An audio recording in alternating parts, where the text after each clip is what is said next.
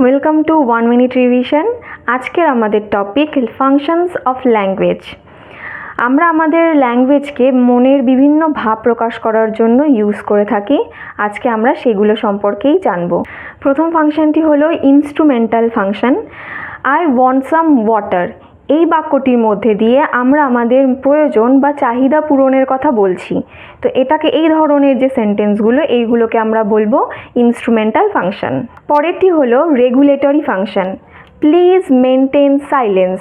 এই বাক্যটির মধ্য দিয়ে আমরা কি করছি, অন্যের আচরণ নিয়ন্ত্রণ বা কিছু নির্দেশ দেওয়ার কাজ করছি, সেই জন্য এটাকে বলা হচ্ছে regulatory function. Interactional function. How are you. এটার মাধ্যমে আমরা কারো সঙ্গে সম্পর্ক তৈরি বা বজায় রাখার জন্য বা ইন্টারঅ্যাকশন করার জন্য ইউজ করছি এই ল্যাঙ্গুয়েজটি, তাই এটার নাম হলো interactional function. Heuristic function. Why does the moon change its shape.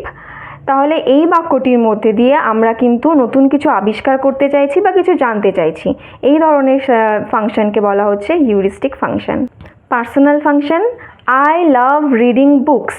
এই যে বাক্যটি, এটার মধ্যে দিয়ে আমি আমার নিজস্ব মতামত বা নিজের ভালো লাগা খারাপ লাগা এইটাকে প্রকাশ করছি, সেই জন্য এটাকে বলা হচ্ছে পার্সোনাল ফাংশন। ইম্যাজিনেটিভ ফাংশন।